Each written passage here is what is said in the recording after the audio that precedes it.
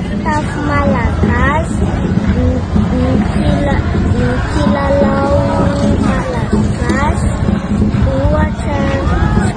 Tsonga dia fomba fiteny malagasy, dia soatoavina malagasy no ny fisahiana, fanampiana, fanampiana, dia ny fomba malagasy, famakiana, frazasy.